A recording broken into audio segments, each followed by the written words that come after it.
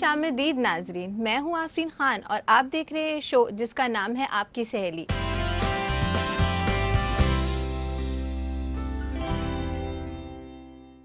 नाजरीन, आज है जुमा यानी फ्राइडे और आज हम आपकी मुलाकात कराएंगे एक ऐसी शख्सियत से जिन्होंने बनाई है अपनी एक अलग पहचान और जिनके हौसलों को करेंगे हम सलाम।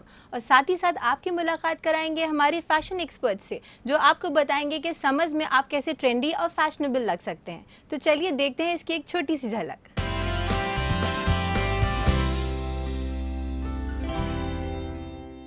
मलिका गज़ल के नाम से मशहूर ये हैं मौसीकी की दुनिया का एक बड़ा नाम बेगम अख्तर साहिबा। जो आपके कपड़े हैं वो फॉर्मल होने के साथ साथ उनमें एक तरह का इजी गोइंग इजीनेस जो है वो होना चाहिए। जो सिलवेट्स हैं वो इजी हैं।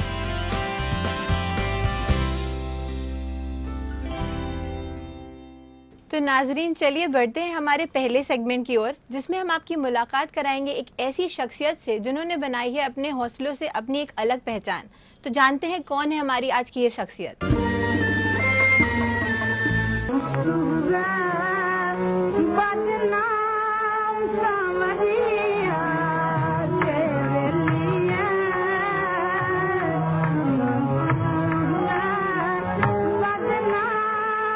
आज का सेगमेंट है हौसलों की उड़ान, जिसमें हम ऐसी ख़वातीन की इज्जत अफजाई करते हैं जिन्होंने अपने हुनर से मुआशरे में अपनी पहचान बनाई है।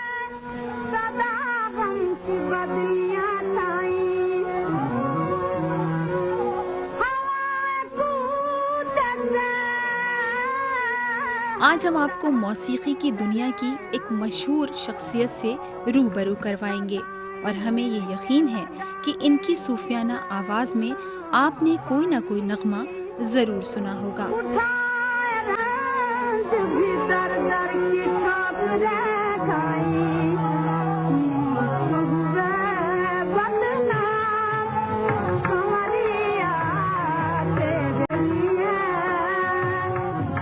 और तो और ये भी हो सकता है कि इनका गाया हुआ कोई नगमा आपकी पसंद की फेरिस्त में हो।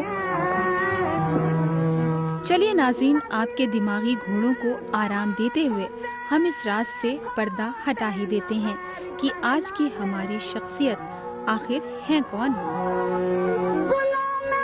मलिका गज़ल के नाम से मशहूर ये है मौसीकी की दुनिया की एक बड़ा नाम बेगम अख्तर साहिबा।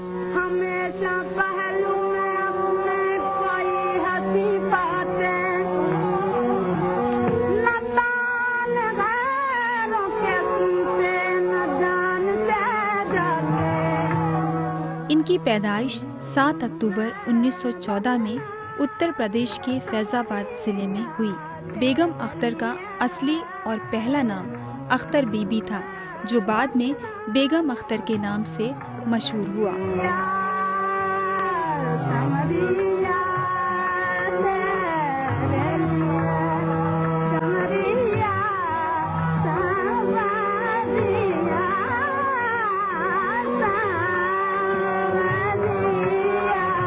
अख्तर बीबी ने 7 साल की छोटी सी उम्र में ही मौसीकी की तालीम लेना और अपने दौर के मशहूर मौसीकारों के साथ काम करना शुरू कर दिया था, जो कि अदना सी उम्र की बच्ची के लिए अपने आप में ही एक कामयाबी थी।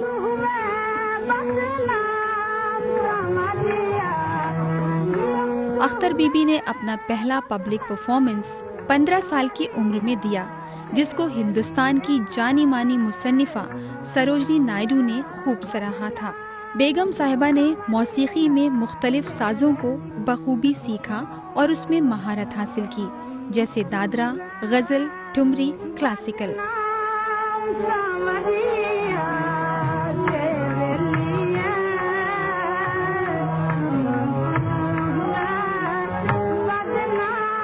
अख्तर बीबी की आवाज़ जितनी खूबसूरत थी उतनी ही वो खुद भी। उन्होंने अपनी गुलूकारी को पहली पसंद बनाते हुए तवज्जो दी और फिर बाद में फिल्मों का रुख किया। उसके बाद उन्होंने अपने वक्त की कई मशहूर फिल्म साइन की और उनमें बेहतर अदाकारी की। फिर अख्तर बीबी ने अदब के शहर लखनऊ का रुख किया। और वहाँ पे मशहूर हिदायतकार महबूब साहब की फिल्म रोटी साइन की, जिसमें बेगम अख्तर साहिबा ने खुद 6 गाने गाए थे। उसके बाद ही अख्तर बीबी का निकाह हुआ और उनका नाम अख्तर बीबी से बेगम अख्तर हो गया।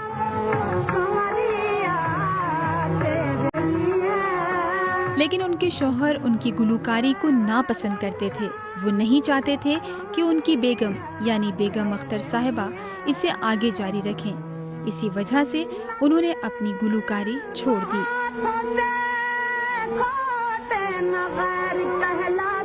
लेकिन आखिर कोई अपने सपनों और अपनी जिंदगी से कितना और कब तक दूर रह सकता है, और यही हुआ बेगम अख्तर साहिबा के साथ। उन्होंने दोबारा 5 साल के लंबे वक्फे के बाद आकाशवाणी लखनऊ से अपनी मौसीकी का आगाज किया। इतने लंबे वक्फे के बाद वो रूहानी आवाज वापस पाना बेगम साहिबा के लिए काफी मुश्किल हो रही थी।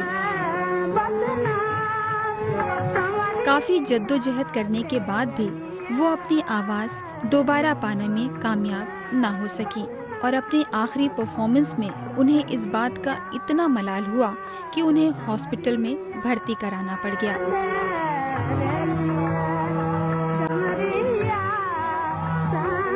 और उसके बाद वो उस हॉस्पिटल से वापस नहीं आई। जो रूहानी सिलसिला अक्टूबर 1914 में शुरू हुआ था, वो अक्टूबर 30, 1974 में उनके इंतकाल के बाद ख़त्म हुआ। बेगम अख्तर साहिबा को मुख्तलिफ अवार्ड से भी नवाजा गया था, जिसमें कुछ तो उनकी ज़िंदगी में दिए गए और कुछ उनके इंतकाल के बाद ऐलान किए गए। जैसे 1975 में पद्म भूषण अवार्ड, जो कि मौसीकी की दुनिया में कंट्रीब्यूशन के लिए उन्हें उनके इंतकाल के बाद दिया गया। तो नाजरीन, देखा आपने, अगर आपके अंदर भी है हौसला तो आप भी बना सकते हैं अपनी एक अलग पहचान। इसी के साथ आपको याद दिला दूं, अगर आपकी भी है कोई क्वेरीज या आपको पूछने हमसे सवाल, तो आप हमें मेल कर सकते हैं। हमारा ईमेल आईडी है aks@etv.co.in। तो नाजरीन, इसी के साथ वक्त हो चुका है एक वक्फे का। आप कहीं मत जाइएगा, देखते रहिएगा आपकी सहेली।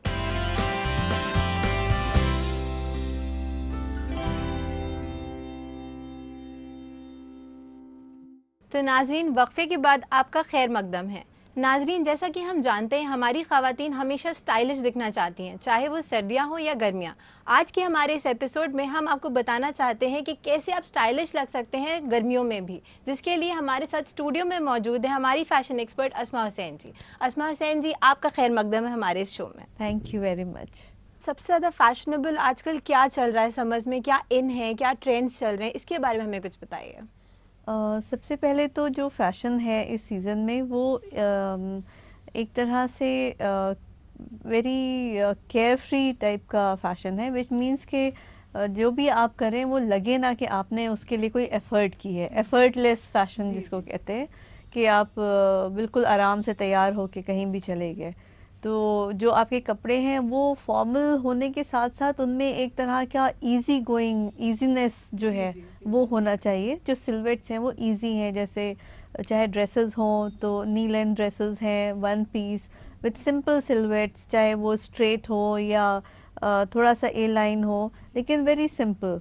And even in Indian clothes, palazzos, long kurta और palazzos with a short T shirt with a scarf, तो इस तरह का जो इजी गोइंग फैशन है, जिसमें ये नहीं लगता कि आपने बहुत 2 घंटे लगा के तैयारी की है, तो उस तरह का लुक जो है वो फैशन में है।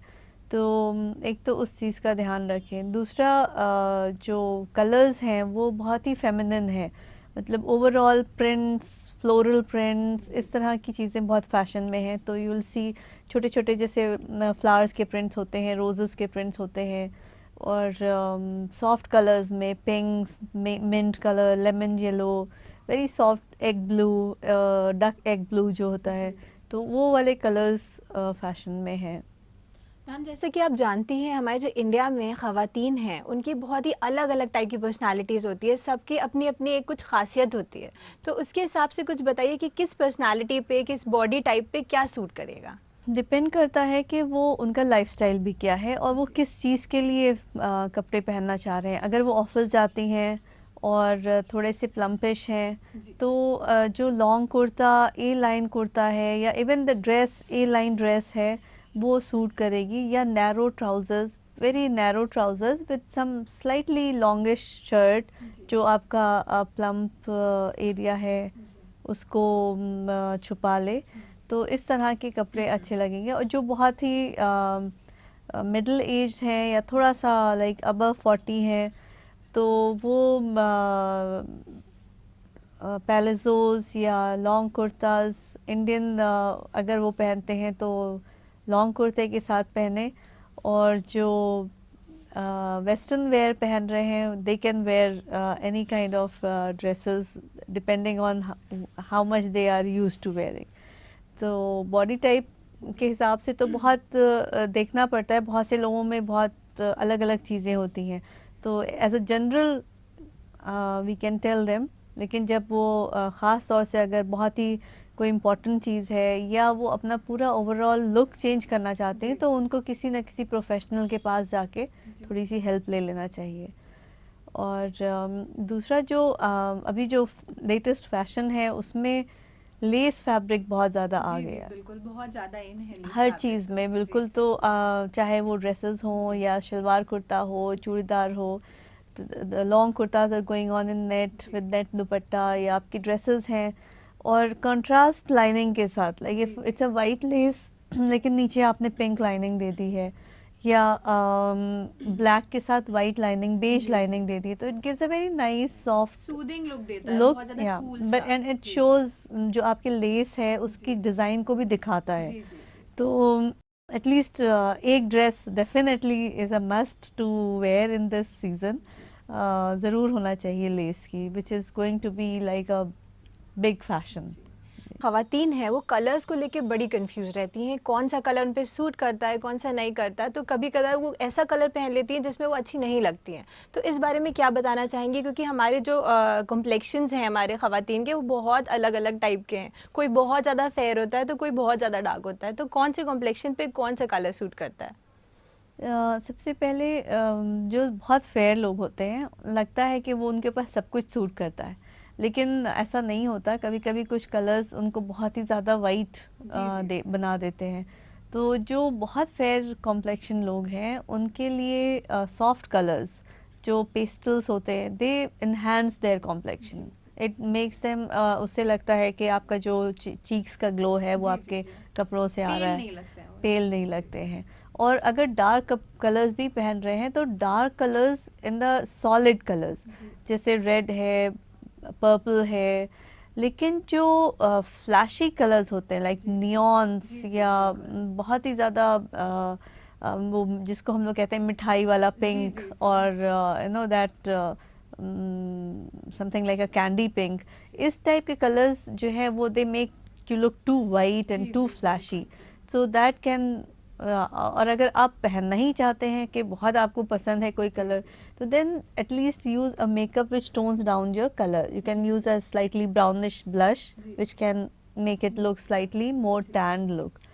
और जो डार्क स्किन लोग हैं या वीटिश कॉम्प्लेक्शन वाले हैं उनके लिए basically all kind of nice bright colours, like अगर आप पेस्टल में जाना चाहते हैं तो मिंट, बेज, सॉफ्ट पिंक, ये सारे कलर्स अच्छे लगते हैं। Even peach will look very nice. तो दिन में आप इस तरह के कपड़े पहने, और इवनिंग की पार्टीज़ में आप डार्क ज्वेल टोन्स पहन सकते हैं, जैसे magenta, reddish magenta, not the purplish magenta.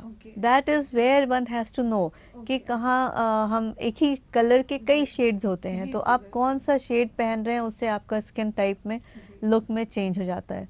तो जो वीटिश या डार्कर टोन है उनको पर्पल वाले जो मोविश शेड्स हैं उनको अवॉइड करना चाहिए।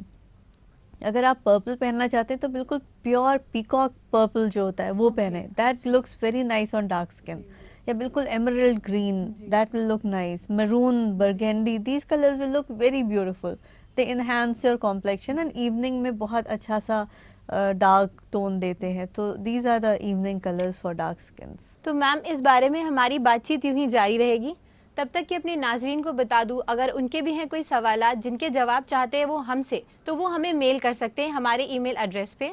हमारा ईमेल आईडी है aks@etv.co.in। इसी के साथ वक्त हो चुका है एक छोटे से वक्फे का, कहीं मत जाइएगा, देखते रहिएगा आपकी सहेली।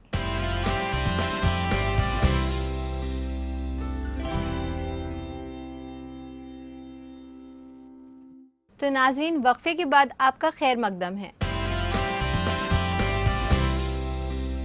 तो चलिए हम अपनी बातचीत का सिलसिला यूं ही आगे बढ़ाते हैं। अस्मा मैम, मैं आपसे जानना चाहूँगी, जो हमारी ऑफिस गोइंग लेडीज़ हैं उनके लिए क्या ट्रेंडी है, उनको क्या पहनना चाहिए और क्या नहीं पहनना चाहिए?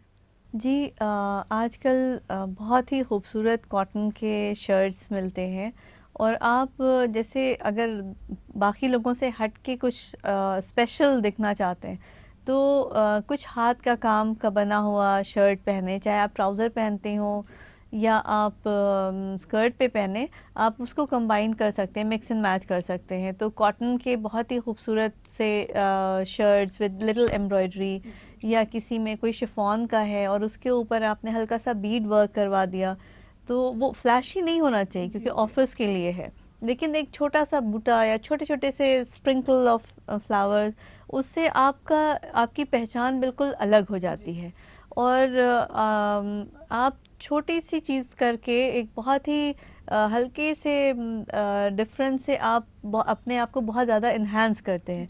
ना ही सिर्फ इसमें कि आप देखने में अच्छे लग रहे हैं, बल्कि इसमें भी कि आपको उस चीज़ की समझ है, आप एस्थेटिकली और ज़्यादा रिफाइंड हैं बाकी लोगों से, या आपके जो इंटेलेक्चुअल लेवल है वो बेहतर है क्योंकि आप उस पर भी ध्यान दे रहे हैं, आप अपने कपड़ों पे ध्यान दे रहे हैं। ये नहीं कि आपने जाके किसी भी मल्टी स्टोर से, एक बड़े से मेगा स्टोर में जाके जो हर लोगों के लिए सामान बिक रहा है वहाँ गए और ख़रीद लिया और पहन लिया। सो आप देखते हैं कि 4 आदमी के बाद 5वां भी वही पहने हुए। जी बिल्कुल। So try to make things different, थोड़ा सा जो है आपका एक अपना खुद का स्टाइल होना चाहिए जो बाकी दुनिया से अलग लगे, जो आप स्टैंड आउट करो पहन कर, जिसमें आपकी पर्सनालिटी दिखाई दे, लोग समझ सकें कि हाँ ये आफरीन है, ये अस्मा हुसैन है, क्योंकि ये इनका अपना इंडिविजुअल स्टाइल है।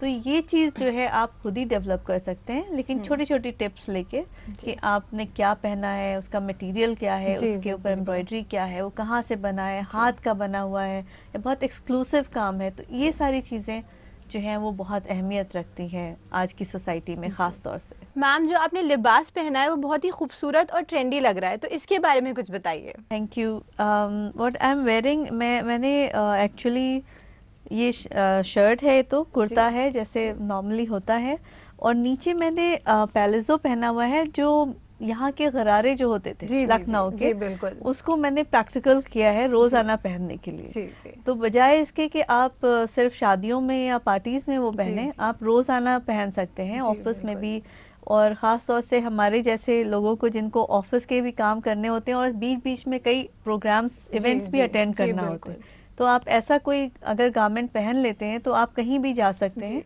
जो बहुत ज़्यादा फ्लैशी भी नहीं है और it gives a different look. दूसरा, इसमें 2 तरह की क्राफ्ट्स की हुई, अगर आप देखें यहाँ पे ये चिकन वर्क है, और नीचे ये टुकड़ी का काम है। ये लखनऊ का बड़ा ख़ास काम होता है, जो लखनऊ के ही में ही होता है और औरतें करती हैं। इसमें सिल्क के पीसेस को जोड़ के और फिर वो फैब्रिक बनता चला जाता है। तो उसके अलग अलग बहुत सारे नाम हैं, स्टाइल्स हैं, डिज़ाइंस हैं। तो इसको पड़ाखा कहते हैं, जो सिंपल लाइंस होती हैं। इसी तरह से बहुत से हेक्सागन, फ्लावर शेप, बहुत सारी डिज़ाइंस बनती हैं। तो this is basically called a farshi pajama, और you can call it a palazzo, which is जो एक गरारे का मॉडर्न एवोल्यूशन है for a practical purpose. Ma'am, जैसे कि आप जानती हैं, जो लिबास हमारी ख़वातीन पहनती हैं उनको कभी कदार नहीं समझ में आता है उसके साथ क्या एक्सेसरीज डालें या क्या फुटवेयर्स पहने, इस बारे में आप क्या बताना चाहेंगी? ये बहुत ज़रूरी होता है, क्योंकि आपने बहुत खूबसूरत सा कपड़ा पहन लिया, लिबास पहन लिया, और उसके बाद आप ने एक मामूली सी कोई पैर में चप्पल डाल दी या शू पहन लिया जो कि बिल्कुल उससे नहीं जा रहा, जी तो बहुत ही ख़राब लगता है, ख़ास तौर से गर्मियों में जबकि आपके पैर बहुत ज़्यादा दिखाई देते हैं। जी और अगर आप शॉर्ट ड्रेसेस पहनते हैं तो बिल्कुल दिखाई देते हैं, अदरवाइज़ चूड़ीदार शलवार में भी दिखाई जी देते हैं। जी तो गर्मियों के लिए आप पेस्टल कलर के, अगर आप बहुत सारे अफोर्ड नहीं कर सकते तो जी। आप एक न्यूट्रल बेज कलर का, चाहे वो स्ट्रैप्स वाली सैंडल्स हो या जी। शू हो, जी जो आपका बेज टाइप का स्किन टोन के जी, होना जी। चाहिए, वो सबके ऊपर चल जाएगा।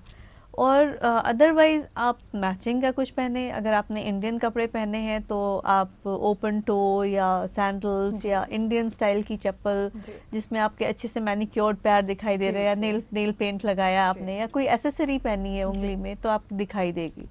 अदरवाइज जो आप डे टू डे काम करते हैं तो उसमें बहुत फ्लैशी फुटवेयर नहीं होना चाहिए। जी आपने ख़ास तौर से वो जो मिक्सिंग कर देते हैं कभी कभी जी लोग जी बहुत ज़्यादा वेस्टर्न कपड़ों में जी। इंडियन स्टाइल जी, की जी। वो चप्पल, फैशन ब्लंडर हो जाता सो है फिर।